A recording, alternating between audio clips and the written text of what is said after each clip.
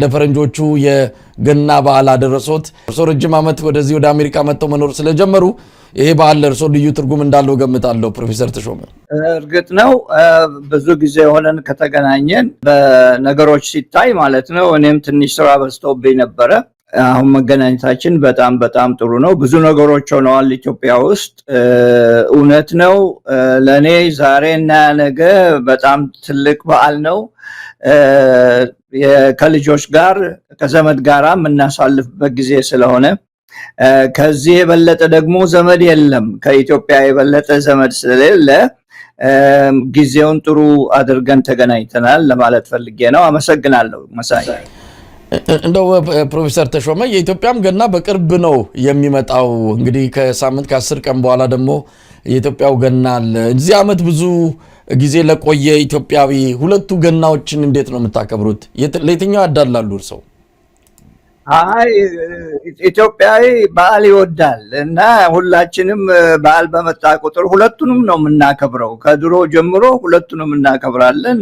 በኢትዮጵያዊ ኮሚኒቲ ውስጥ እዚህ ሀገር በጣም የሚከበረው እንዳውም የሀበሻው በዓል ነው እንደምታውቀው እና ለሁለቱንም እየተፈራረቅን መደሰት ነው። ጊዜ ከተገኘና ፍቃድ ካለ በጣም ጥሩ ማረፊያ ጊዜ ስለሆነ ማለት ነው። እና የዚህ ሀገር ስራ እንደምታውቀው በጣም አስቸጋሪ ነው።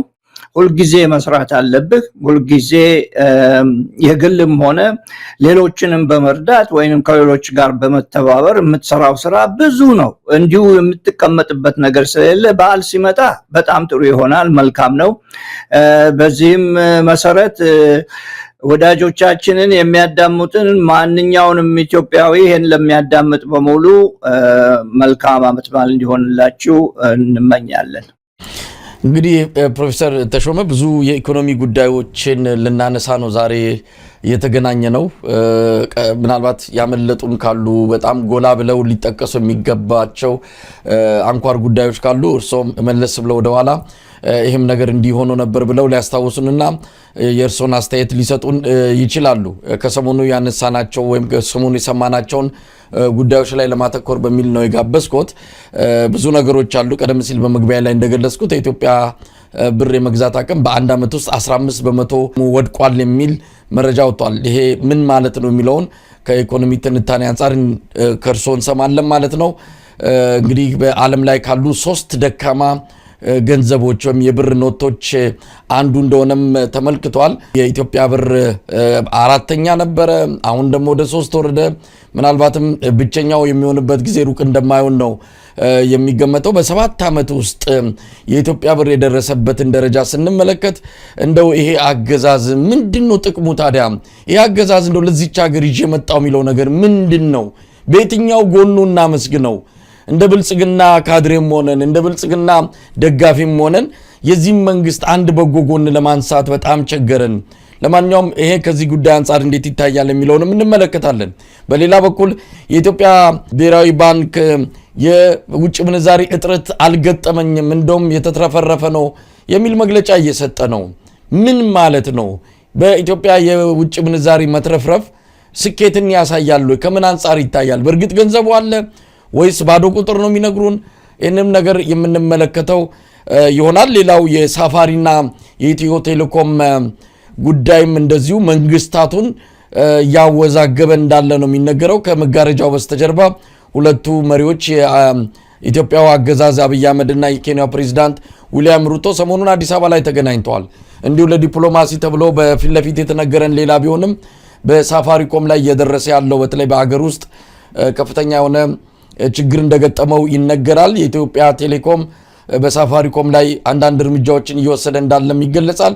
ለማንኛውም ይህንንም እንመለከታለን፣ ሌሎች ጉዳዮችን እናነሳለን። ወደ እነዚህ ጉዳዮች ከመግባታችን በፊት ግን ምን ላይ ነው ያለ ነው? እንደው ፖለቲካውን በትንሹ እንደው ነካ አድርገን ነው እንለፈው። ፕሮፌሰር ተሾመ ምን ላይ ነው ያለ ነው? ብዙ ነገሮች ሆኑ፣ ብዙ ነገሮች አለፉ። እንዴት እየተከታተሉት ነው? አዎ በእርግጥም ብዙ ነገሮች ሆነዋል።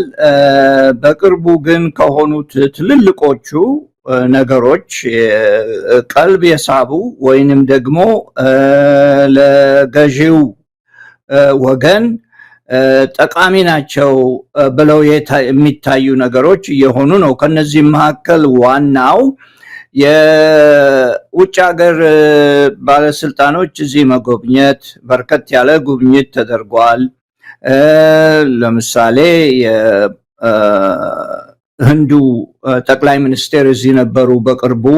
ከዚያም በላይ ደግሞ ጠቅላይ ሚኒስቴሩ የኢትዮጵያ ጠቅላይ ሚኒስቴር ውጭ ሀገር ሄደው ብዙ ሰዎችን እጅ ሲጨብጡ አይተናል። ትልቁ የሆነው ነገር ኢትዮጵያ ውስጥ ባለፉት ወሮች 2 ወሮች 3 ወሮች የፕሮፓጋንዳ ጉዳይ ነው። የፕሮፓጋንዳ ጉዳይ በጣም የከረረ ከዚህ ነው የወጣው ከዚህ ነው የመጣው ሳይባል በየቀኑ የሚፈጠር አዲስ ነገር ታያለህ፣ ትሰማለህ። ብዙ ገንዘብም እየወጣበት ነው።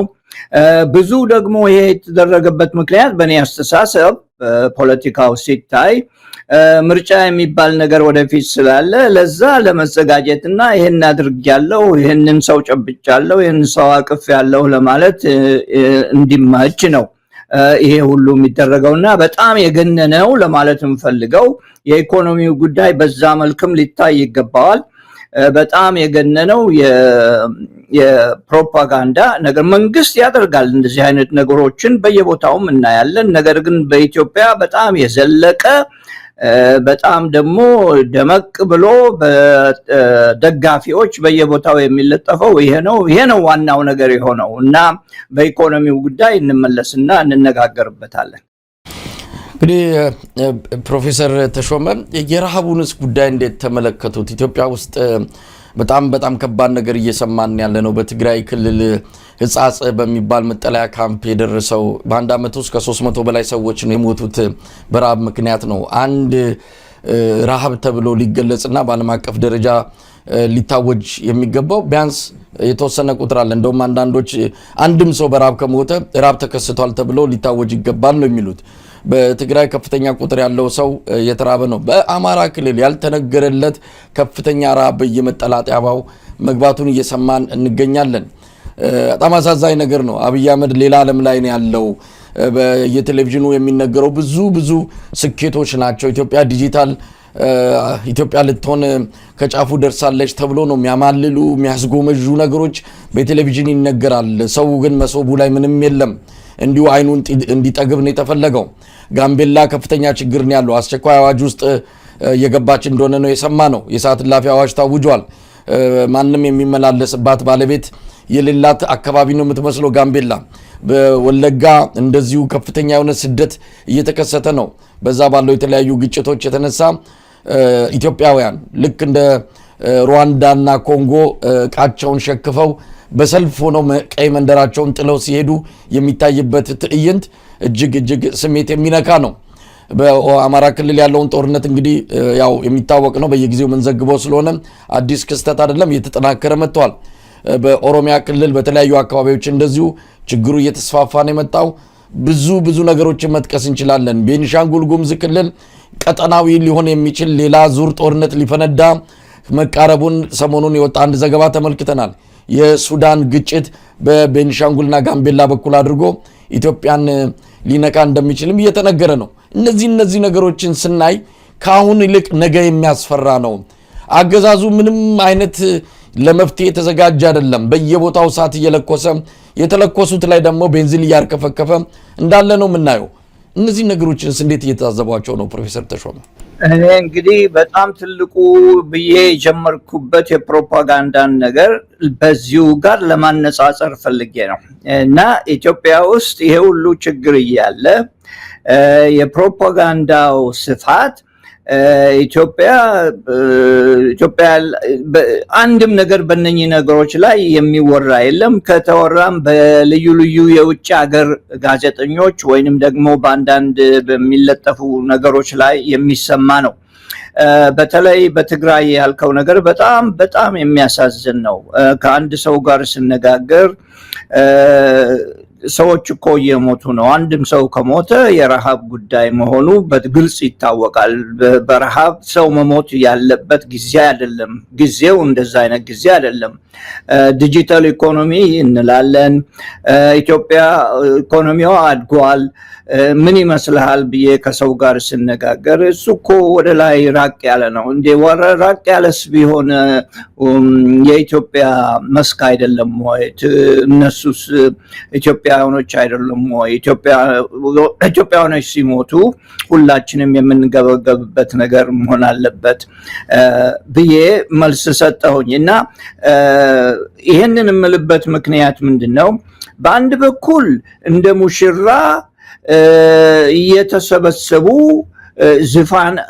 ዘፈን ይዘፈናል በሌላ በኩል ደግሞ የአገሪቱ የኑሮ ሁኔታ ወደ መቀመቅ እየደረሰ ነው ይሄንን ለማጋነን አይደለም ምለው መቀመቅ ስል አንድ ሰው ከሞተ አንድ ሰው ይቅርና አንድ ፍየል በረሃብ ከሞተች ሁላችንም ማስተዋል መጠየቅ ያለብን ሁኔታ ነውና ግዴታ ነውና ይሄ ሁሉ ተረስቶ ይሄ ሁሉ ችግር ሳይነገር በፊት ወይንም ደግሞ በግልጽ ሳይወጣ ዘፈኑና መተቃቀፉ ለፖለቲካ ጥቅም ብቻ መሆኑ በጣም የሚያሳዝን ነገር ሆኖ አግኝቻለሁ ለዚህ ነው በዛ የጀመርኩት ለማነጻጸር እንዲመች ብዬ ነው በዛ የጀመርኩት እንግዲህ ፕሮፌሰር ተሾመ ሌሎች ወቅታዊ ጉዳዮች ቢኖሩም እንደው በቀጥታ ወደ ኢኮኖሚው እንምጣና ቀደም ሲል ካነሷቸው ርዕሰ ጉዳዮች ባሻገር እንዴት እያዩት ነው የኢትዮጵያ ኢኮኖሚ ምን ላይ ነው ያለነው እንግዲህ ብዙ ነገር እየተባለ ነው በአብይ አህመድ በኩል ምንም ወደ ኋላ ወይም ሀቅ መናገር ትልቅ ምንድነው የፖለቲካ ክስረት ያደረጉ ሐሰትና ውሸትን በየለቱ የኢትዮጵያን ህዝብ መመገብ ደግሞ እንደ ትልቅ የፖለቲካ ስኬት የተመለከቱት በዛው የቀጠሉበት ሁኔታ ነው ያለው ምን ላይ ነው ያለነው ቁጥሮች ምንን ያሳያሉ ኢትዮጵያ በምን የኢኮኖሚ ቁመና ላይ ትገኛለች ብሎ መግለጽ ይቻላል እንግዲህ ወደ ዋናው ነገራችን ያ ሌሎቹ ዋና አይደሉም ማለት አይደለም የኛ የምንነጋገርበት ሁሉ ጊዜ ኢኮኖሚ ነገር ስለሆነ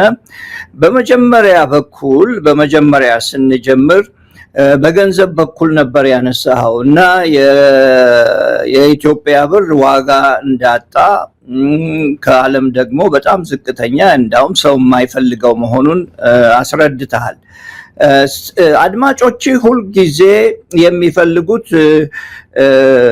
መደበኛ የሆነ አስተያየት ስለሆነ የአንድ ሀገር ገንዘብ የአንድ ሀገር መሸመቻ ገንዘብ ለምንድነው የሚወድቀው የሚለውን በፊት ተቀስ ላድርግና በዚህ ላይ የተመሰረቱ ሌሎች ነገሮች እናገራለሁ የአንድ ሀገር ገንዘብ የሚከስርበት ወይም የሚወድቅበት ምክንያት አራት ምክንያቶች ናቸው ያሉት አራት ምክንያቶች በአሁን ገንዘባቸው ወደቁትን አገሮች በሙሉ ስታይ እነኚህ አራት ነገሮች ይታዩባቸዋል አንደኛው የኢኮኖሚ ችግር የኢኮኖሚ አለመረጋጋት ነው ዋናው እሱ ደግሞ በሶስት ነገሮች ይከፈላል በሶስት ነገር አንደኛ የዋጋ ንረት ሲመጣ ሁለተኛ የትልቅ ዕዳ ሲኖር ሶስተኛ ደግሞ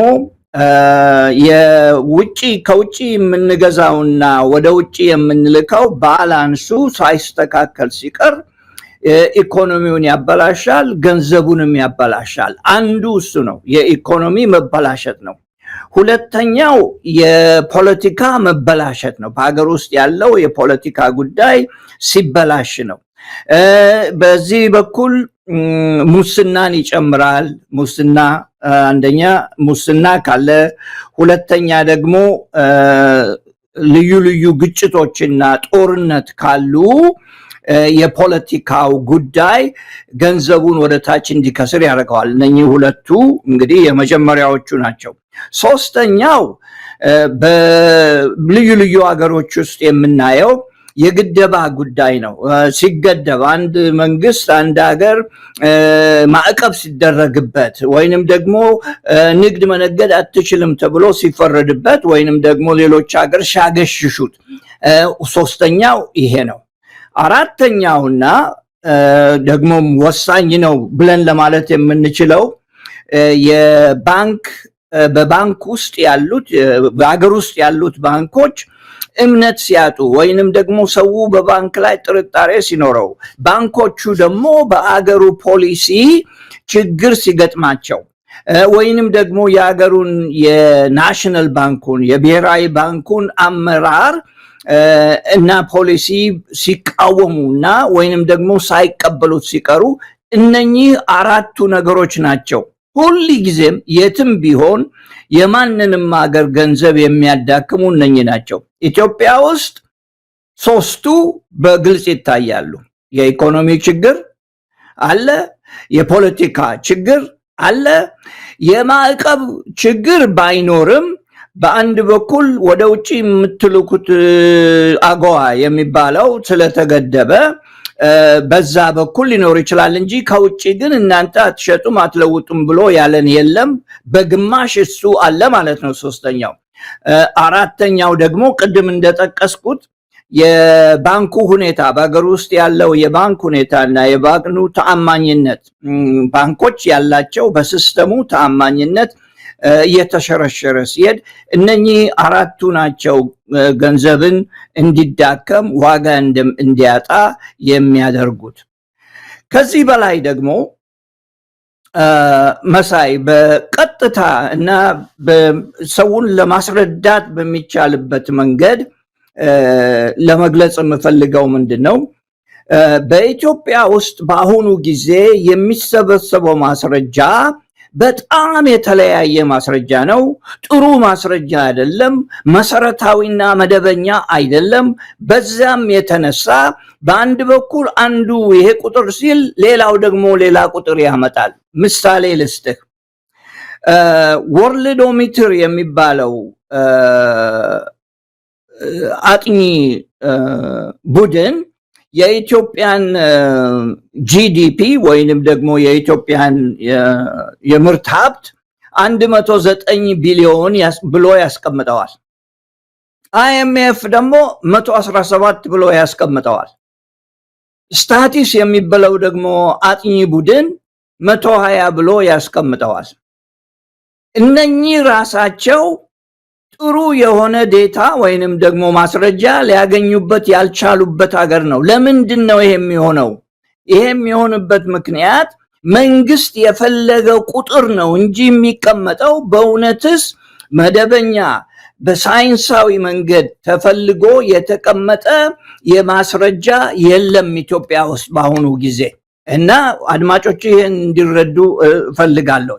በእድገት በኩል ነው ኢኮኖሚው አደገ ሲባል አይኤምኤፍ ወደ 6.6 ያድጋል ብሎ ተንብዮአል።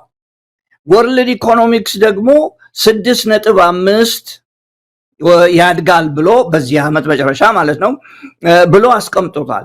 መንግስት ግን የኢትዮጵያ መንግስት ግን 8.9 ነው የሚያድገው ብሎ አስቀምጦ ነበረ። አንድ ነገር ለማስታወስ ፈልጋለሁ። እኔ ሽማግሌ ነኝ። ሽማግሌን ኢትዮጵያውያኖች የኢትዮጵያ መንግስት አይወድም።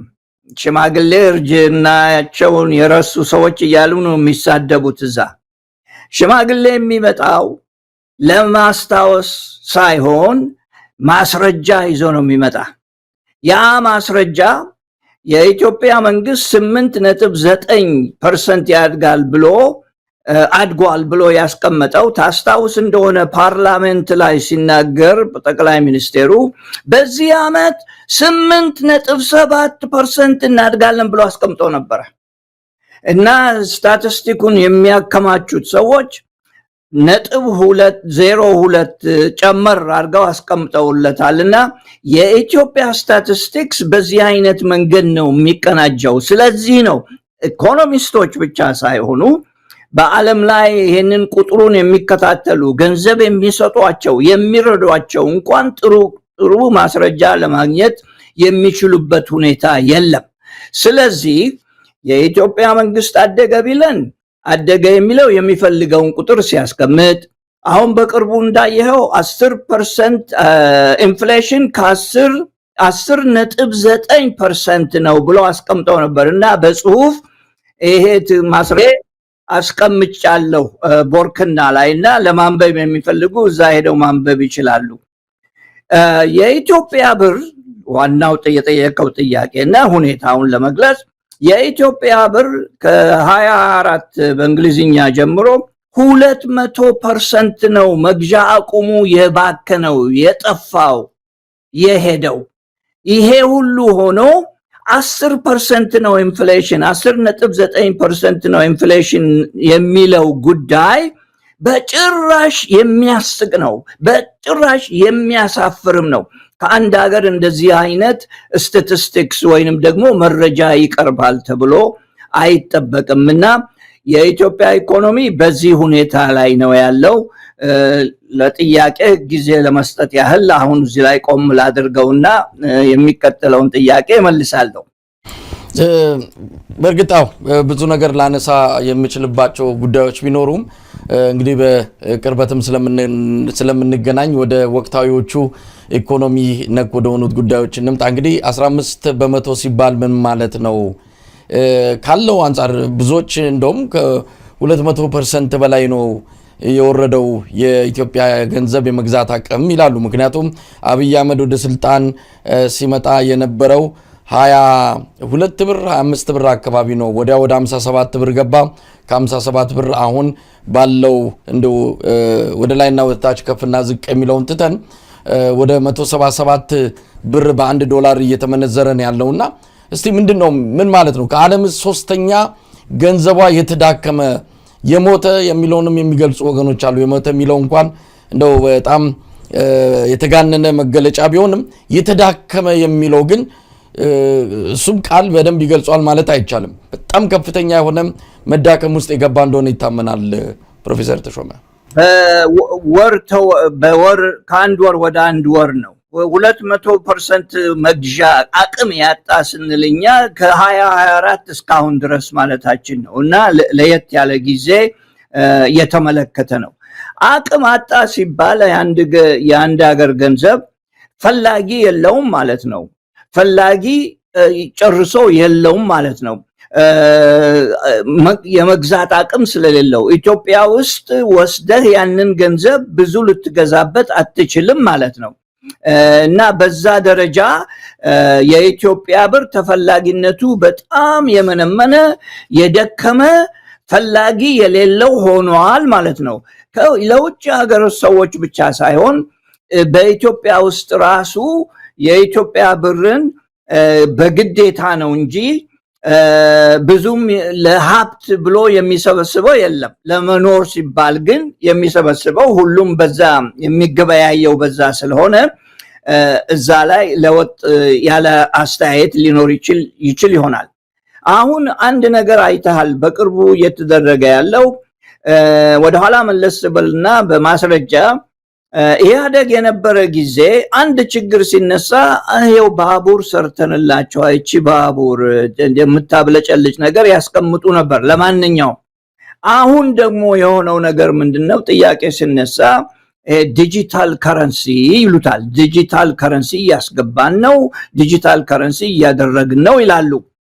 ዲጂታል ከረንሲ በተመለከተ አዲስ ነገር ቢሆንም ለኢትዮጵያ ኬንያኖች ከ20 ዓመት በፊት ተጠቀሙበት ነበረ። ሩዋንዳ ለብዙ ዓመት ሲጠቀምበት የነበረ ነው።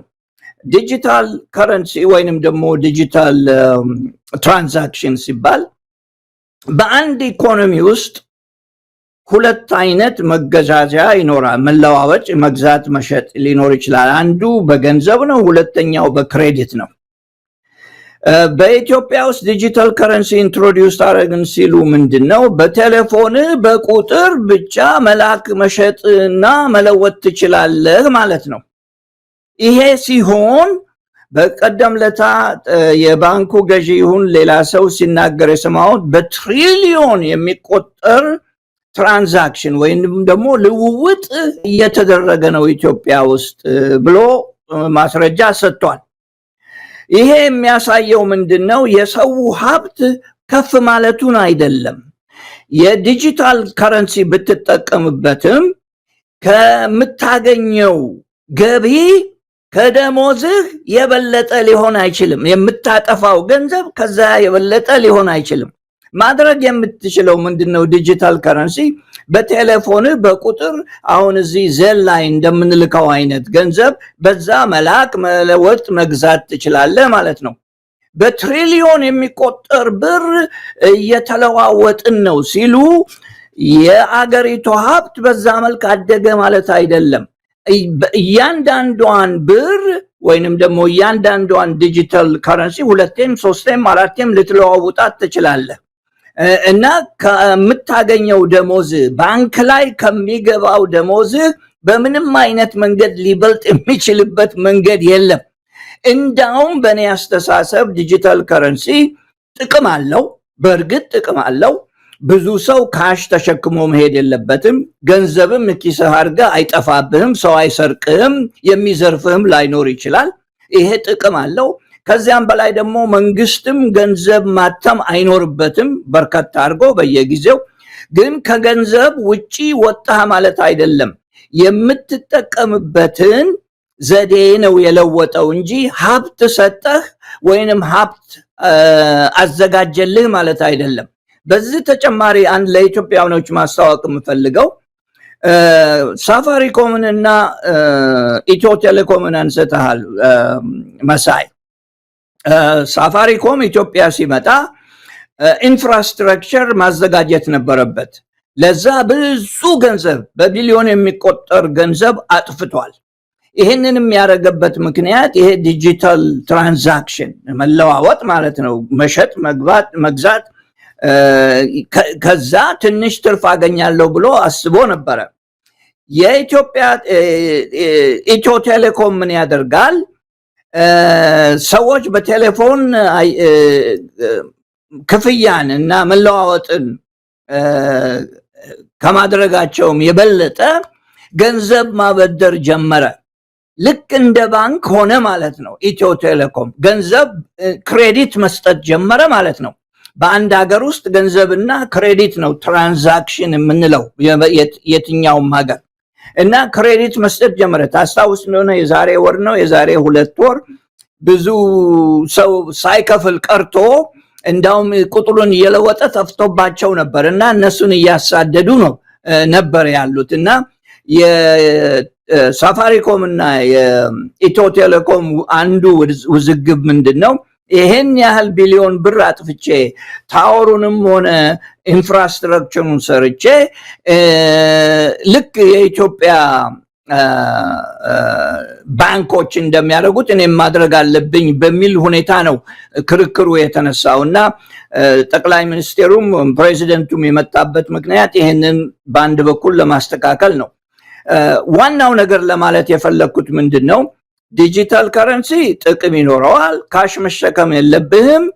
ኢንፍሌሽንን ግን ወደፊት ኢንፍሌሽን ስል የዋጋ ንረትን ወደፊት እየጨመረ ነው የሚሄደው እንጂ የሚቀንስበት ምክንያት የለም። ለዚህ ነው የኢትዮጵያ መንግስት ኢንፍሌሽኑ 10.9% ሆነዋል ብሎ ያስቀመጠው መሳቂያ ነው ያልኩበት ምክንያት መሳይ። ፕሮፌሰር ተሾመ ምናልባት የዚህ የሳፋሪኮምን እና የኢትዮ ቴሌኮም ያው ሁለቱ የሀገራቱ መሪዎች የተገናኙበትና ምን ያህል ጉዳዩ ከበድ ያለ ቢሆን ነው በመሪዎች ደረጃ የተገናኙት የሚለውን ነገር በደንብ ቢመለከቱት ጥሩ ነው። ምክንያቱም ኢትዮ ቴሌኮም አሁን እንደምንሰማው ከሆነ ከፍተኛ የሆነ እጥረት ውስጥ የገንዘብ እጥረት ውስጥ አጠቃላይ የገቢ መዋዠቅ ውስጥ እንደገባ ይነገራል። ይሄ ደግሞ በቀጥታም እየያዘው ከኢትዮጵያ ከተከተለችው የኢኮኖሚ ማሻሻያ ጋር ተያይዞ የብር የመግዛት አቅም መዳከምን ተከትሎ የመጣ እንደሆነ ይነገራል።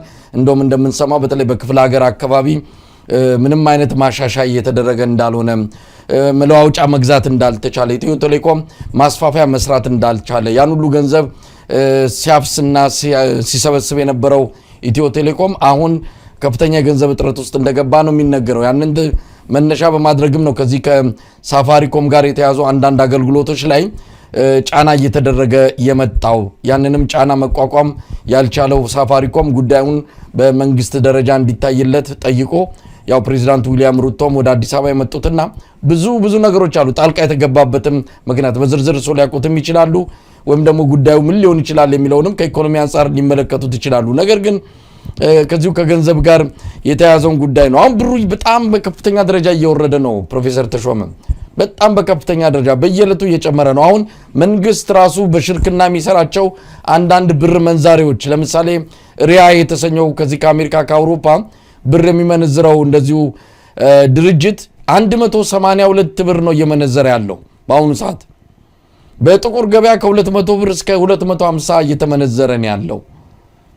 ምንድነው እያየን ያለ ነው? ይሄ እንዴት ነው አንድን ሀገር እንደው ጤናማ ናት ኢትዮጵያ በእንደዚህ ሁኔታ መቀጠሏ? በ7 ዓመት ውስጥ እንዲህ አይነት አደጋ ገጥሟት እንዴት ነው ቆማ ልትሄድ የቻለችው የሚለው ነገር በእርግጥ በእናንተ አይን እንዴት እንደሚታይ አላቅም። ብዙዎቻችን ግን ግራ ገብቶናል። ግራ የሚያጋባ ነው። ነገር ግን እኔ እናንተ ይሄንን ጥያቄና መልስ ስንጀምር ቆይቷል። ይሄ እንደሚሆን ተናግረን ነበር። ይሄ ይሆናል፣ ለማቆም ያንን አይችሉም። የትይዩ ገበያና የምንዛሬው ጉዳይ ብዙ ችግር ይኖረዋል ገና ብለን ተናግረን ነበር። ይሄም የሚሆንበት ምክንያት በብዙ መንገድ ኢኮኖሚ ሲባል የሰዎችን አስተሳሰብ የሰዎችን እርምጃ የሚገልጽ አንድ ዲስፕሊን ነው ኢኮኖሚክ ሲባል እና አንድ መንግስት ህግ ስላወጣ አንድ እንደ ብሔራዊ ባንክ አይነት መረጃ ወይንም ደግሞ መመሪያ ስላወጣ ህዝቡ እንደዛ ያደርጋል ማለት አይደለም። በጭራሽ አይሆንም እንደዛ። ህዝቡ የራሱን ጥቅም የሚፈልግ ኩባንያ የራሱን ጥቅም የሚፈልግ የመንግስትም ሰራተኛ የራሱን ጥቅም በስራው ላይ ማለት ነው የመንግስትን ጥቅም የሚፈልግ ነው በየጊዜውና የህዝቡን ባህሪ የህዝቡን ጠባይ የህዝቡን እርምጃ ነው የሚገልጸው ኢኮኖሚው እና የብሩ ዋጋ የምንዛሬው ዋጋ ነው የሄድከው። አሁን የምንዛሬው ዋጋ መውደቁ ምንም የሚያስደንቅ ነገር የለበትም። ለኔ አያስደንቀኝም። ይሄንን ብለን ነበረ። ከዚያም በላይ ደግሞ የለም የናንተ ብር የናንተ መገበያያ ገንዘብ ዋጋ የለውምና ቀንሱት የናንተን ዋጋ ሲሉ ቆሞ የተከራከረ አልነበረም እና የሰጡትን ማስረጃ አቅርበው አይኤምኤፍም ሆነ ወርልድ ባንክ እንኳን በዚህ አልገባበትም።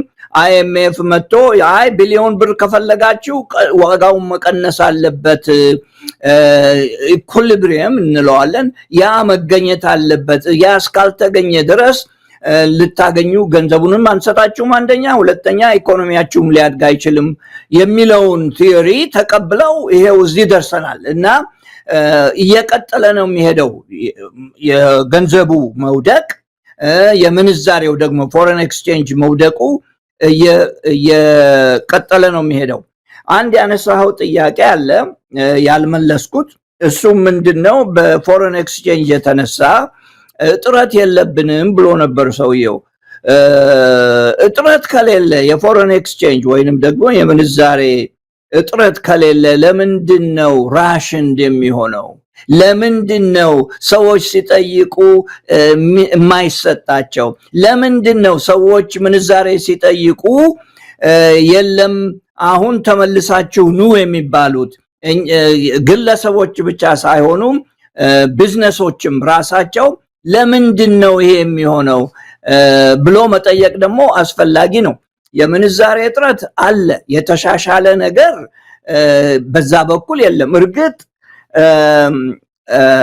በቡናና በወርቅ የተነሳ በለጥ ያለ ከውጭ የሚገባ ገንዘብ አግኝተናል፣ በኤክስፖርት ማለት ነው። ነገር ግን ከውጭ ለምናስገባው ዕቃም በዛው እኩል ወደ ላይ አድጓል እና እስካሁን ድረስ የተለወጠ ነገር የለም።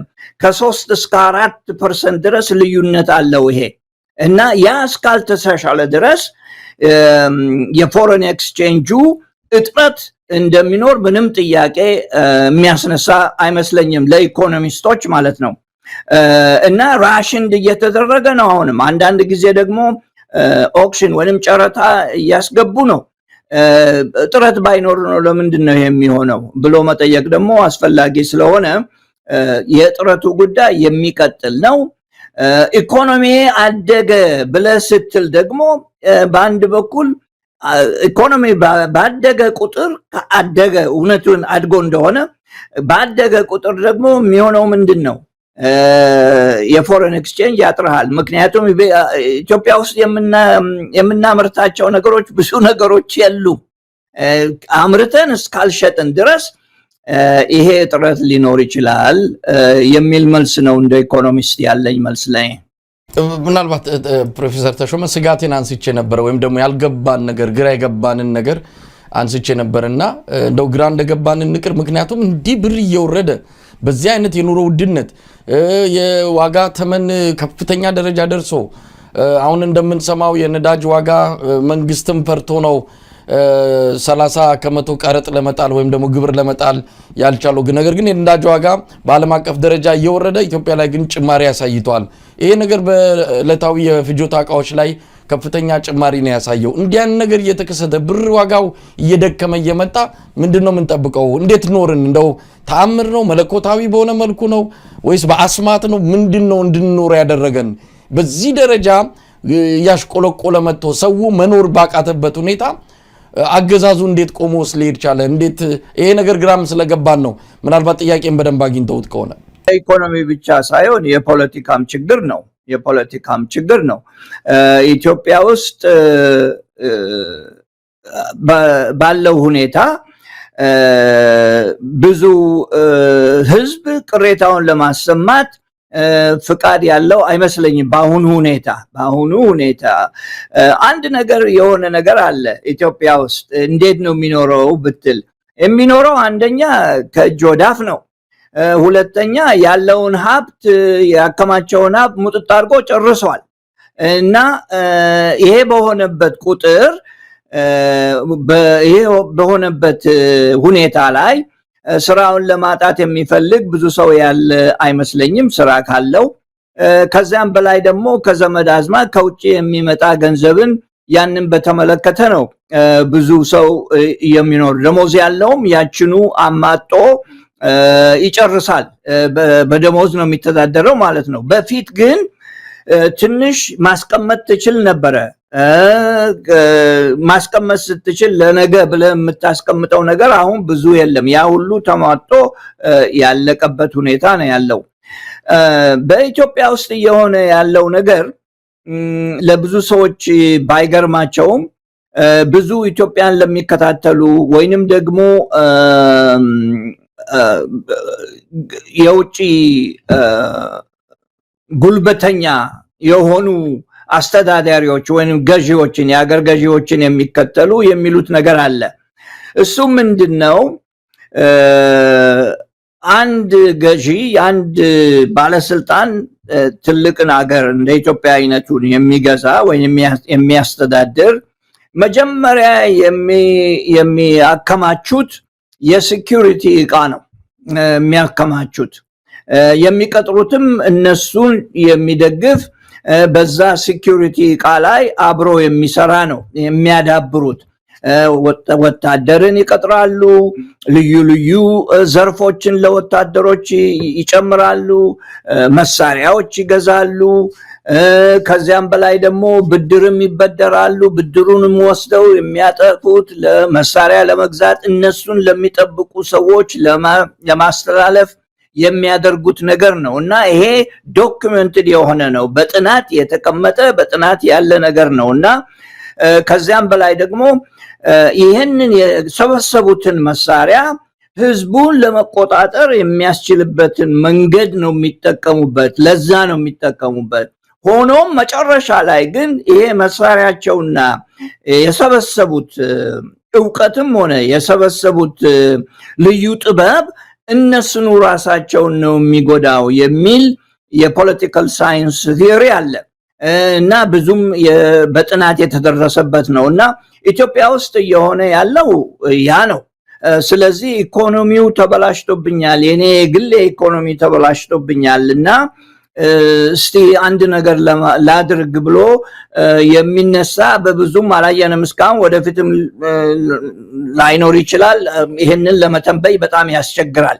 ብዙ ነገሮች መለዋወጥ አለባቸው። የራሴ የግል ቲዮሪ አለኝ በዚህ የተነሳ። ኢኮኖሚው ግን በሁሉንም የሚያስተዳድር ሁሉንም የሚነካ በመሆኑ እስካሁን ድረስ ከተማ ያለው ያው ባለው ስራ እየተዳደረ ቀኑን ይውላል፣ ሌሊቱን ያሳልፋል። ግን ለልጆቼ ብሎ የሚያስቀምጠው ነገር የለም። አንድ ስታቲስቲክስ ልስጥህ መሳይ፣ በጣም የሚያሳዝን ስታቲስቲክስ። እኔ አይደለሁም ይህንን ያመጣሁት፣ ዩኔስኮ ነው። በኢትዮጵያ ውስጥ በአሁኑ ሁኔታ ተማረ ብለህ የምታስበው ሰው 4.3 ዓመት ብቻ ነው የተማረ። ይሄ በጣም የሚያሳዝን መሆን አለበት። ለምንድን ነው ይሄንን ብለን ብትጠይቅ፣ አንደኛ በኮንፍሊክት የተነሳ ወይንም ደግሞ በጦርነትና ባለማረጋጋትና በግጭት የተነሳ፣ ሁለተኛ በኢኮኖሚው የተነሳ። ኢኮኖሚው የተነሳ ማለት ስንል ምንድን ነው?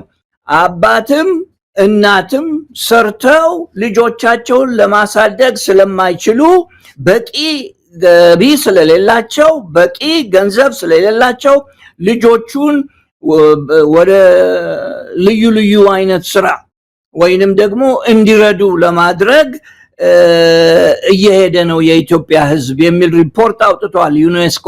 4.3 ዓመት ብቻ የተማረ ልጅ ነው ኢትዮጵያ ውስጥ የምታገኘው።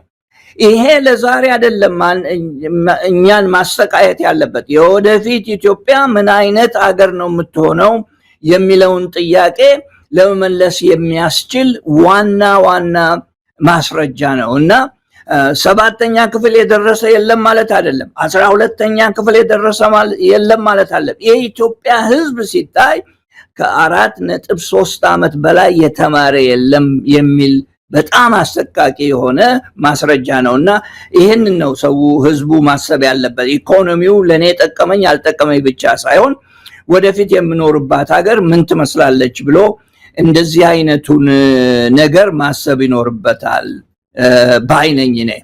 መሳይ ፕሮፌሰር ተሾመ እንግዲህ አንዳንድ አጫጭር መረጃዎች አሉኝ። መረጃዎቹ ይፋይ በሆነ መልኩ የወጡ ሳይሆኑ በእኛ በግል የመረጃ ምንጮች ነው ያገኘ ነው። በእርግጥ እርሶ ጋር ስናመጣው ማረጋገጫ ኖሮ በእርሶ በኩል እንዲተነትኑት በሚል አይደለም፣ ግን እንደው እንዲህ አይነቱ ነገር በእኛ በኩል እጃችን ገብቷልና እንዴት ያዩታል በሚል ሐሳቡ እንዲሰጡ ነው።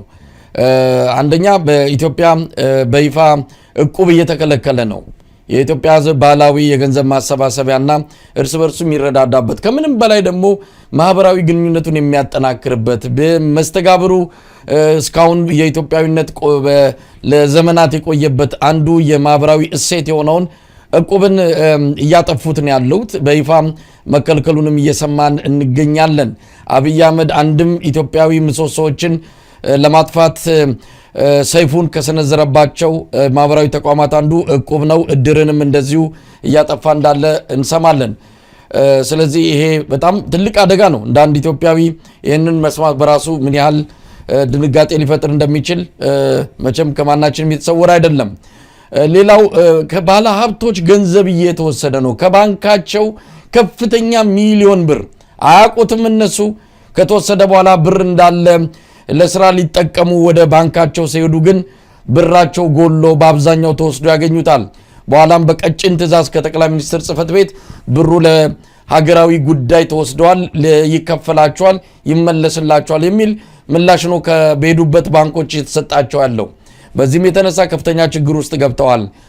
በርካታ ባለሀብቶች ሀገር ውስጥ ባለው ከፍተኛ ጭቆና የተነሳ በንግዱም እንደው ለማትረፍም ሆነ ለመንቀሳቀስ የሚያስችል ሁኔታ ባለመኖሩ እየተሰደዱ ነው። በኬንያ ናይሮቢ ብቻ ከ100 በላይ የኢትዮጵያ ባለሀብቶች መሽገው ነው ያሉት። በዱባይ በተባበሩት አረብ ኤሚሬትስ በርካታ ባለሀብቶች እንደዚሁ አድፍጠው እንደሚገኙ ነው የሰማነው።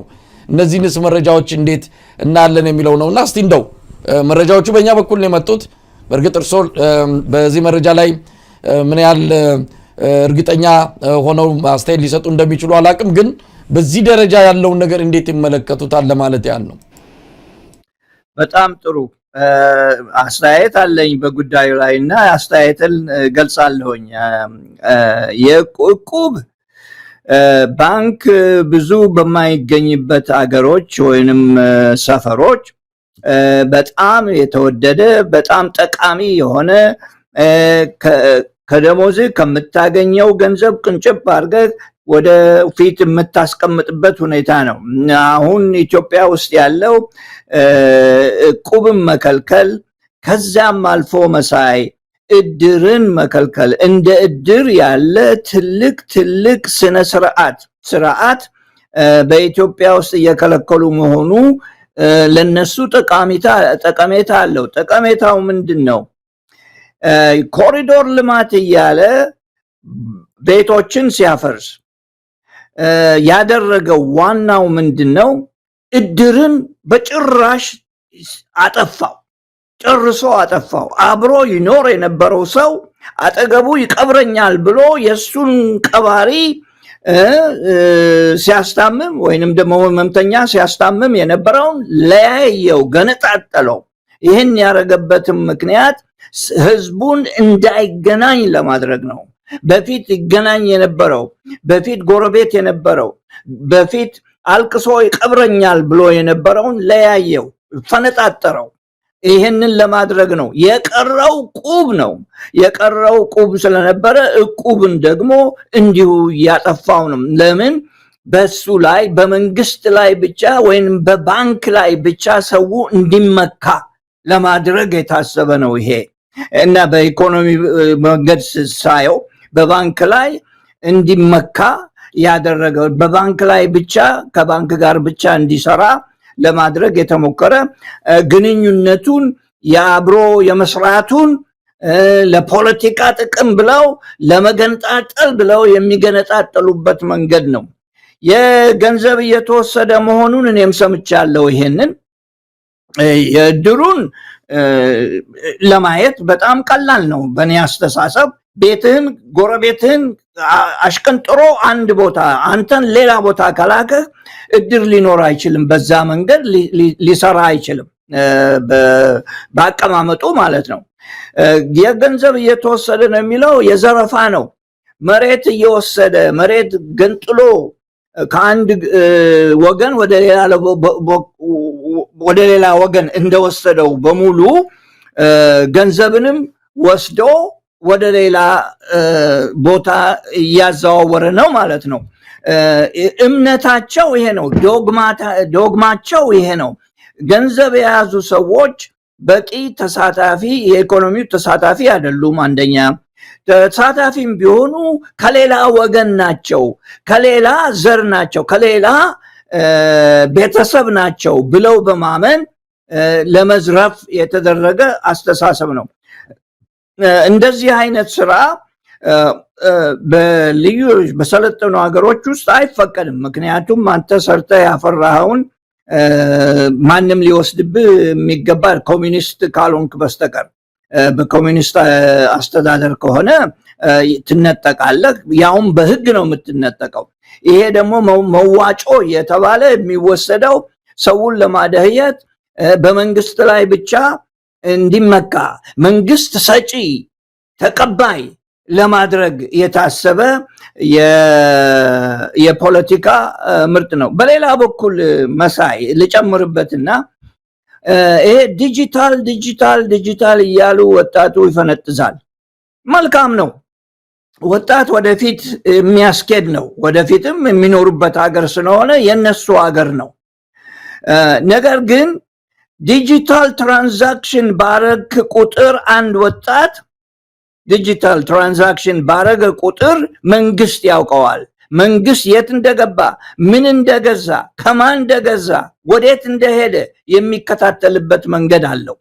ከእስራኤልና ከቻይና የገዙት መሳሪያዎች ብዙ አላቸው በዚህ በሴኩሪቲ የተነሳ እና ለዘመድ እና ሰዎችን ለማስታወቅ ወይንም ደግሞ ሌሎች እንዲያቁልኝ ብለህ በዲጂታል የምትከፍለው የምትገዛው የምትሸጠው በሙሉ እየተመዘገበ ነው እና ነገ አንተም ጋር ይደርሳል ማለት ነው። እና መንግስት እንደዚህ በዚህ ሁኔታ እነኚህን ነገሮች እየተጠቀመባቸው ነው። ጠቃሚነት አለው። ቅድም እንዳልኩት ዲጂታል ከረንሲ ለምሳሌ አለው፣ ጠቃሚነት አለው። በዛም እኩል ደግሞ ክፋቱ መጥፎነቱ ወደፊት የሚታይ ስለሆነ ወጣቱን ለማስገንዘብ ብዬ ነው፣ ህዝቡን ለማስገንዘብ ብዬ ነው። እና እድርን ከሰባበረ፣ እቁብን ከሰባበረ፣ ገንዘብ ከተዘረፈ የምትጠብቀውና የምታየው ነገር ብዙ ያለም አይመስለኝም። ትራስ ስር ገንዘብህን ለማስቀመጥ መልካም ቦታ አይመስለኝም እኔ። ትራስ ስር ማስቀመጡ ሀብት በዛ መንገድ ሊበለጽግ አይችልም ይሁን እንጂ የአገሪቱ ስርዓት ይሄ መሆኑ በጣም የሚያሳዝን ነው መሳይ እንግዲህ ፕሮፌሰር ተሾመ ሰው መንግስት ላይ እምነት የለውም ያው ቀደም ሲልም በተለያዩ መረጃ ምንጮች እንደተረጋገጠው ባንክ ብር ቢያስቀምጡ አብይ አህመድ ባንካቸውን ያለ ፍቃዳቸው እየበረበረ በሚሊዮን የሚቆጠሩ ገንዘቦችን እየወሰደባቸው ነው ያለው ስለዚህ ሰው ገንዘቡን የት ያስቀምጥ ምናልባት እንደዚህ በማህበራዊ ተቋማት እንደዚህ በእቁብና በተለያየ መንገዶች ገንዘብ ዝውውር ውስጥም ሀብቱን እንቅስቃሴውንም እንዳያደርግ ደግሞ ይሄው እገዳም ክልከላም እየመጣበት ነው ያለውና ለነጋዴው ፈተና ነው ለዚህ ነው ቀደም ሲል እንደገለጽነው በርካታ ባለሀብቶች እየተሰደዱ የሚገኙት ይሄ ለሀገሪቱ ትልቅ ፈተና ነው ፕሮፌሰር ተሾመ ቀደም ሲል የነካኩትን በደንብ እንዲሄዱበት ነው የኢትዮጵያ ብሔራዊ ባንክ ገዢ የገንዘብ የውጭ ምንዛሪ ጥረት የለም ሲሉ ተናግረዋል ዶክተር ኢዮብ ተካልኝ እስቲ እንስማቸው ኢኮኖሚ ውስጥ የውጭ ምንዛሪ ጥረት የለም በአጠቃላይ በኢኮኖሚ ደረጃ ማለት ነው እንደነገርኩ ለምሳሌ እኛ ክምችት የዛሬ አመት ተኩል እንደርስበታለን ያለውን ዛሬ ደርሰናል ኦሬዲ ይሄ የሚያሳይ የተሻለ ሁኔታ እንደሌለው ግን ምንድነው ብሔራዊ ባንክ አለው ማለት ባንኮቹ ጋር ለማለት ላይሆን ስለሚችል አሁን ያደረግነው ነገር ምንድነው አቅርቦቱን ማሳደግ ነው ለ3 ወር ፕሮግራም ወጥተናል አይታል ያስባለሁ በየሁለት ሳምንቱ ጨርታ ያወጣን ነው ማለት ነው ይሄ ለምሳሌ አንድ ባንክ የውጭ ምንዛሪ የሚያስፈልገው ገና በጥር ከሆነ ዛሬ መጋፋት የለበትም ቢኮዝ ጥር ላይም እንደምናቀርብ ስንት እንደምንሸጥ ኦሬዲ አሳውቀናል ማለት ነው ይሄ በትንሹ ነው እንደውም ኦፕሽን ነው ያወጣነው ከዚህም በላይ ካስፈለገ ጥረቱን ያያየን ምንድነው አንድ ማረግ የምናስበው አጠቃላይ ኢኮኖሚ ውስጥ ያለውን የፍላጎትና አቅርቦት ችግር ያጠናን በየጊዜው ተጨማሪ ሲያስፈልግ እንጨምራለን የውጭ ምንዛሪ ጥረት ሳይሆን የውጭ ምንዛሪ አዲሱን አስተዳደር ያለ መረዳትና በአግባቡ ያለ መብራት ችግር ነው ያለው ከኢኮኖሚ ውጪ ያሉ ግን ደግሞ ነገሮች አሉ እነሱንም ማየት ያስፈልጋል በተለያየ ምክንያት ይሄ የትኛውም ኢኮኖሚ ውስጥ አለ ወሳኝ የሆነ በኢኮኖሚ ፍላጎት ኖሮ ሳይሆን የውጭ ምንዛሪ የሚፈልጉ አሉ ይሄ በባህሪው ለምሳሌ ካፒታል ፍላይት ዘማሸሽ የሚፈልግ ወይም ህገወጥ ለፖለቲካ ምክንያት ለካንዳንድ ሐዋላ ተቋማት ዝም ብለው ዋጋ እንደሚጨምሩት አይነት ማለት ነው ይሄ አለ እሱን እንደ መንግስት አቅም ስላለን ያስተካከል ምን መጣው ነገር ይሆናል የውጭ ምንዛሪ የአይኤምኤፍን በቀደም ሪፖርት አይተህ ሊሆን ይችላል የአጠቃላይ የውጭ ምንዛሪ እንቅስቃሴ ኢትዮጵያ ውስጥ በጣም የተሻሻለበት የጥረት ሜንታሊቲ የቀረበት ሁኔታ ላይ ደርሷል የሚል ሪፖርት ነው አይኤምኤፍ ራሱ ያወጣው ፕሮፌሰር ተሾመ ምናልባት የርሶን አላቅም እኔ ይሄን ሰው እየሰማ ብዙ ጊዜ የአሜሪካ የገንዘብ የብሔራዊ ባንክ ገዢ ነው የሚመስለው እንደዚህ በኢኮኖሚ ማቀቀች በከፍተኛ ደረጃ ዜጎቿ የተጎዱባት ባለሀብቶች እንዲየሸሹ ያሉባት በብዙ ነገሮች በኪሳራ የምትገለጽን ሀገር የሚመሩ ሰዎች አይመስሉም ንግግራቸው ተዝናንቶ ተኩራርቶ ነው የሚያወራው ለማንኛውም የመገለጫ ይቅርና እስቲ ከኢኮኖሚ አንፃር የተባለው ነገር ምንድነው እውነት እንደዚህ አይነት ነገር አለ ካለስ ለምንድን ነው ታዲያ የምንቸገረው ጥሩ ጥያቄ ነው በጣም ጥሩ ጥያቄ ነው ምክንያቱም ቅድምም ነካ አድርጌው ነበረ የሆነው ነገር ከማክሮ ኢኮኖሚው ሪፎርም ጋራ ተያይዞ አደጋ ላይ ነበርን በፊት አደጋው ምን ነበረ ሪዘርቭ የነበረን ሪዘርቭ እኛ ያልኩ ነው የምናገረው የነበረው ሪዘርቭ ለአንድ ወር ብቻ በቂ ነበረ የውጭ የምናመጣውን ዕቃ ለመሸፈን የሚችል ማለት ነው የአንድ ወር ብቻ ነበረ ያ ወደ 3 ወር ተጠግቷል አሁን ይሄ ሆኗል ማይካድ ነው ነገር ግን 3 ወር ብቻ ኢምፖርት የምታደርግበት ገንዘብ በቂ ካለ የፎሬን ኤክስቼንጅ ይሄ በቂ ነው ሊባል አይገባም አይቻልምም አንድ ሁለተኛ በቂ ከሆነ ለምንድነው ቢዝነሶቹ ወይንም ኢትዮጵያ ውስጥ ያሉት ፎሬን ኤክስቼንጅ ፈላጊዎቹ እስካሁንም ራሽን እያደረጉ ነው እየመረጡ እየሰጡ ነው ለምንድነው እየመረጡ የሚሰጡት አንደኛ ሁለተኛ ለምንድነው ስጡን ስንላቸው 3 ሳምንት 4 ሳምንት 5 ሳምንት የሚያስፈልግበት ምክንያት የምንፈልግበት ጊዜ ልናገኘው አልቻልንም ባዮች ናቸው ያንን ነው የሚሉት ሰዎቹ ፎሬን ኤክስቼንጅ የሚፈልጉት ሰዎች እና አሁንም ቢሆን ሚኒመም ወይንም ደግሞ በጣም ትንሽ የሆነ የፎሬን ኤክስቼንጅ ኢምፖርት ከውጭ የሚመጣውን ዕቃ ለመሸፈን የሚችል በጣም አነስተኛ የሆነ ሪዘርቭ ነው ያላቸው። እርግጥም መሳይ IMF በየጊዜው በሚለቀው ገንዘብ 1 ቢሊዮን አሁን ሌላ ደግሞ በየጊዜው በሚለቀው ገንዘብ የተነሳ ለነሱ ለባንኩ ደግሞ እሱ የባንክ መሪ እንደመሆኑ መጠን ህዝቡን ለማስደገጥ ስላልፈለገ በዛ የተነሳ ትንሽ ክምችት ሊኖራቸው ይችላል። ክምችቱ ግን በቂ አይደለም ነው የምንለው እኛ። በቂ አይደለም። በቂ ቢሆን ኖሮ ራሽንድ አይሆንም። ራሽንድም ከመሆኑ በላይ ዲሌይ አለ ወይንም ደግሞ በጊዜው አይለቀቅም እና በየጊዜው ደግሞ ጨረታ የሚያወጡበት መንገድ አንደኛ ገንዘቡን ወደ ባንክ ለማስገባት ነው። ሁለተኛ ደግሞ አስቀድመው የሚያውቁ ሰዎች ስላሉ እነሱን እንዲጠቀሙ ነው እና የሚለው በግማሽ ባይሆን ከግማሽ ባነሰ ትክክል ነገር አይደለም እየተናገረ ያለው። በእርግጥ እሱ ብሔራዊ ባንክ ገዢ ስለሆነ ባንክ ውስጥ አዘጋጅቶ አከማችቶ ያስቀመጠው ሊኖር ይችላል። ለነጋዴውና ለሚፈልገው ለፈላጊው ግን የደረሰበት መንገድ በጣም በጣም የተወዛዘበ በጣም የዘገየ ከዚያም በላይ ደግሞ በጣም ቁጥጥር የበዛበት ነው ባይነኝ ነኝ። ፕሮፌሰር ተሾመ ቀደም ሲል ቢነካኩትን የዚህ ሳፋሪኮምንና የኢትዮ ቴሌኮምን በተመለከተ እንደው የተወሰነ ነገር ማለት ቢቻል ምን ያህል ችግር ቢፈጠር ነው በመሪዎች ደረጃ ጉዳዩ ማነጋገር የቻለው? ኢትዮ ቴሌኮምስ እንደሚሰማው ከሆነ የምንድነው የሚባለው የእናት መቀነት ነው ብሎ አብይ አህመድ ከሚጠራቸው ልክ እንደ IMF ከሚጠራቸው ተቋማት አንዱ እሱ ነው። የሚታለብ ላም ነው፣ የፈረንጅ ላም ነው የሚለዋል። ምክንያቱም ገንዘብ ማምጣት ብቻ ነው። አሁን ያም የለም። ምክንያቱም ከዚህ ከብር መግዛት አቅም ማነስ ጋር ተያይዞ የውጭ ምንዛሪ እጥረት ጋር ተያይዞ እቃ እንኳን ማስገባት አልቻለም፣ ማስፋፊያ መስራት አልቻለም።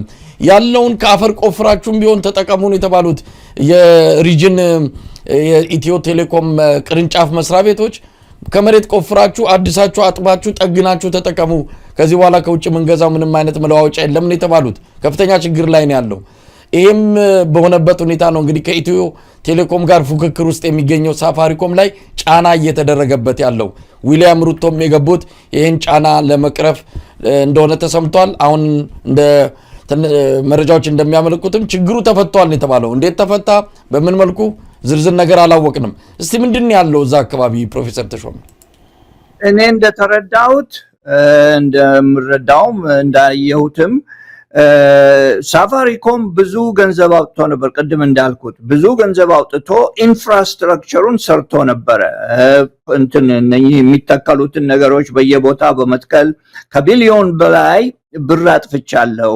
ነገር ግን ኢትዮ ቴሌኮም ከኔ ጋራ አልተባበረኝም፣ አንዳንድ ቦታ ፍቃድ አልሰጠኝም፣ ወይንም ደግሞ የሚያደርገው ቁጥጥርና በጎን የሚሰራቸው ስራዎች ኮምፔቲቲቭ አይደሉም፣ ወይንም ደግሞ ልንወዳደር በእኩልኝነት ልንወዳደር አላስቻለንም፣ አልተፈቀደልንም እና ጠቅላይ ሚኒስትሩ የተጠየቀው እኔ እንደሚገባኝ ጠቅላይ ሚኒስትሩ የተጠየቀው እባክዎ ቴሌኮሙኒኬሽንን የኢትዮ ቴሌኮምን አነጋግረው አብረውን ኮኦፐሬት እንዲያደርጉ ወይንም ደግሞ አብረን እንድንሰራ መንገዱን እንዲፈቅዱልን ወይንም ደግሞ አንዳንድ የቀረብንን ነገር እነሱ የያዙትን እንዲከፍቱልን እባክዎ ያድርጉልን የሚል ጥያቄ ነው የቀረበለትና ለጠቅላይ ሚኒስትሩ እሱም እሺ ይሄንን እንፈተዋለን ብሎ መልስ ሰጥቷል የሚል ንባብ ነው ያነበብኩት እኔ እና የደረሰኝ መረጃ እንደዛ አይነት ነው። ኢትዮ ቴሌኮም ቅድም እንዳልኩ የቴሌኮም ስራ ብቻ ሳይሆን የቴሌኮሙኒኬሽን ስራ ብቻ ሳይሆን እንደ ባንክ ሆኗል አልኩ። ምናልባት በአስቸኳይ ስለተናገርኩት አድማጮች አልሰሙ ይሆናል። እንደ ባንክ እየሰራ ነው። እንደ ባንክ ሲሆን ምንድነው የሚያደርገው? እያበደረ ነው ገንዘብ። ለምን እነኚህን በዲጂታል ሰራለው ብለው የሚሄዱትን ወጣቶች ገንዘብ እየሰጠ ወደሱ ለመሳብ እያደረገ ነው አንዱ ዋናው ትልቁ ነገር እና ሳፋሪኮም የአበዳሪ አይደለም፣ የቴሌፎን ሰሪ ነው እንጂ አበዳሪ እንደ ባንክ ፍቃድ የለውም ኢትዮጵያ ውስጥ ለመስራት። አሁን ገለጽ አድርጌዋለሁ ይመስለኛል። እንደ ባንክ ኢትዮጵያ ውስጥ ለመስራት ፍቃድ የለውም። ኢትዮ ቴሌኮም ግን እንደ ባንክ እየሰራ ነው። ዋናው ችግሩ እዚህ ላይ ነው እኔ እንደሚገባኝና ብዙ ገንዘብ አጥፍተናልና ገበያውን እንካፈል ነው የሚለው ሳፋሪኮም እያለ ያለው እና በዚህ ላይ ወደፊት የሚያደርጉላቸውን ወይ ህግ ያወጣሉ ወይ ኢትዮ ቴሌኮምን ብድር ማበደር አትችልም። ኢንሹራንስ ኩባንያ ብድር እንደማበደር ያህል እኮ ነው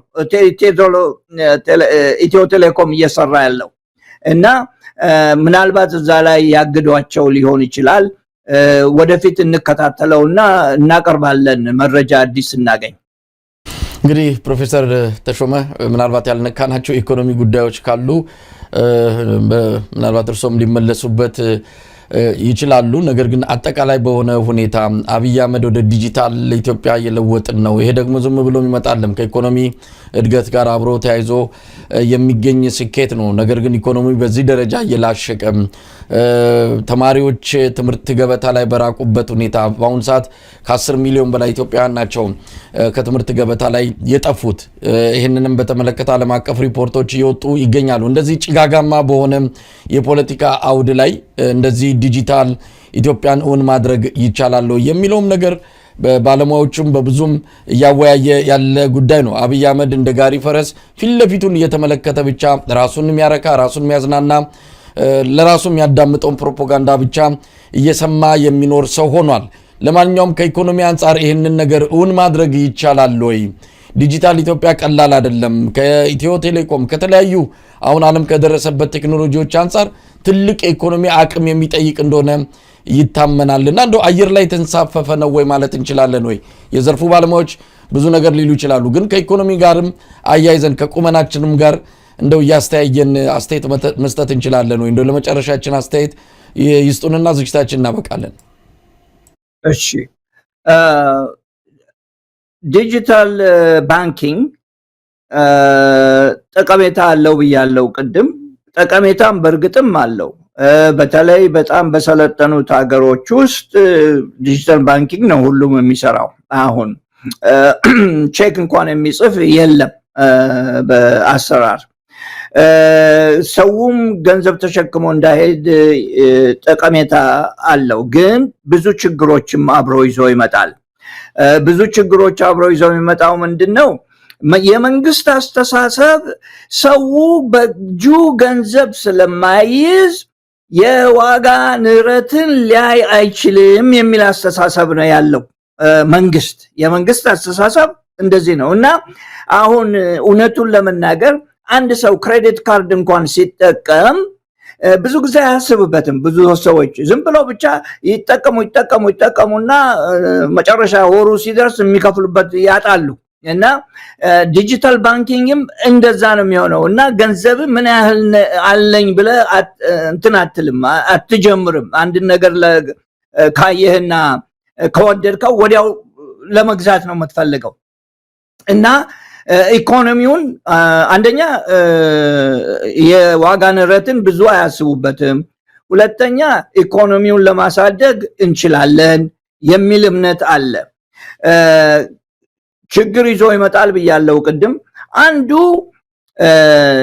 የዲጂታል ባንኪንግ ከበዛና ከሰፋ ኢትዮጵያ ውስጥ ያሉ ባንኮች በሙሉ መረጃ ሊያገኙ ይችላሉ ስለ ግለሰቡ ማለት ነው። ከዚያም በላይ ከውጭ የሚመጡ ባንኮች ካሉም ከውጭ የሚመጡ ባንኮች ስለ ኢትዮጵያ መረጃ መሰብሰብ ይችላሉ ማለት ነው። ማን የት እንዳለ፣ በየት በኩል እንደሚገዛ፣ የትኛው ህብረተሰብ እንደሚገዛ፣ የትኛው ሀብታም እንደሆነ፣ የትኛው ድሃ እንደሆነ፣ መንግስት በምን አይነት መንገድ እንደሚቆጣጠር የውጭ ባንኮች ይህን ሁሉ መሰብሰብ ይችላሉ እና የግላቸው ሀብት ሊያደርጉት ይችላሉ። መረጃውን ማለት ነው የግላቸው ሀብት ሊያደርጉት ይችላሉ። አንዱ ችግር እሱ ነው። በግለሰብ ደረጃ ዲጂታል ባንኪንግ የሚጠቀሙ ሰዎች ለመንግስት ግልጽ ይሆናሉ ማለት ነው። ግልጽነታቸው በመንግስት በኩል የተረጋገጠ ይሆናል። ምክንያቱም የሚገቡበትን የሚጠጡትን ውስኪ ሚኒስቴር ሆነ የምትጋብዘውን ሰው ከማጋር እንደዋልክ ምናምን የትኛው ሬስቶራንት እንደምትሄድ ለማን እንደከፈልክ ሁሉ መሰብሰብ ይችላል ማለት ነው መንግስት። ይሄ ደግሞ መንግስት በዚህ ላይ ወደ ኋላ የሚል መንግስት አይደለም እና እነኚህ ሁሉ ችግሮች አሉ። ከዚያም በላይ ትልቅ አንተ እንዳልከው ቅድም መሳይ ኢንፍራስትራክቸር ያስፈልገዋል። ኢንፍራስትራክቸር ብቻ ሳይሆን የተማረ ህዝብ በጉዳዩ ብዙ የሚያውቅ ህዝብ ያስፈልገዋል። ኢትዮጵያ ውስጥ ባንክ እንኳን የሚጠቀሙ ከ60-65% በላይ ብዙ ከተማው ነው እንጂ ባላገሩ ብዙ አይጠቀሙም። ያንን ሁሉ ማስተማር ይኖርብሃል። ገበሬውን የሚረዳበት ጊዜ ገና ወደፊት ነው። ገበሬውን የሚረዳበት ነጋዴውን የሚዘዋወረውን ነጋዴ ምናልባት ሊጠቅመው ይችላል ከከተማ ወደ ከተማ ስለሚሄድ እና ብዙ ጋፕ አለ ኢትዮጵያ ውስጥ። ያንን ጋፕ ለመሸፈን ብዙ ጊዜ ስለሚፈጅ ነገር ግን መሳይ አንርሳ ልክ ያቺ ኢህአደግ ያቺን ባቡር በምርጫ ጊዜ ባቡር እየሰራንላችሁ ነው የሚለውን አሁን እቺም ብልጭልጭዋ ነገር አሁን ኢትዮጵያ ውስጥ በምርጫ ከመጀመሩ በፊት እቺ ዲጂታል ባንኪንግ ነው። ዲጂታል ባንኪንግ ሁሉም ሰው እኔም እዚህ ያለው ኮምፒውተሮች ይቅርታ ሐሳብ ለወጥ ላድርግና ኮምፒውተር ኢትዮጵያ ውስጥ ብርቅ በሆነበት ጊዜ ያዙ የሚዞሩ ሰዎች ነበሩ ለማሳየት ኮምፒውተር እንደሚጠቀሙ።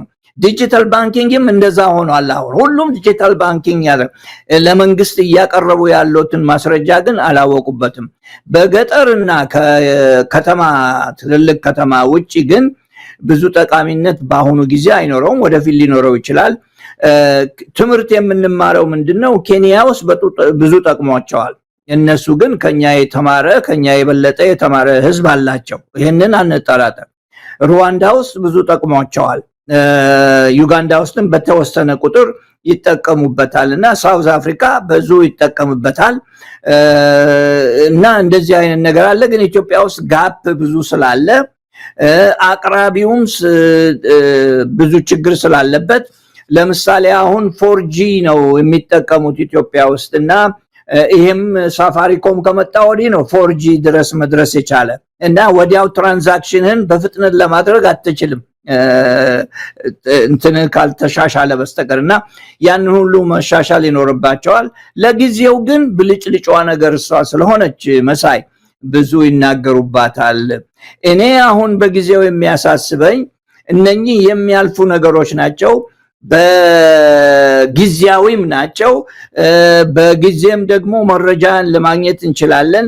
በጣም እያሳሰበኝ ያለው የትምህርት ጉዳይ ነው። የትምህርት ጉዳይ መውደቁ በጣም ተሽቆልቁሎ መውረዱ ጠቅላይ ሚኒስቴሩም ሆኑ የትምህርት ሚኒስቴር በአመት አንድ ጊዜ ነው የሚናገረው። ስለዚህ ሌላ ጊዜ ተናግሮት አያውቅም። እኔ እንደማውቀው ጠቅላይ ሚኒስቴሩ በጭራሽም የሚያነሳው ነገር የለም።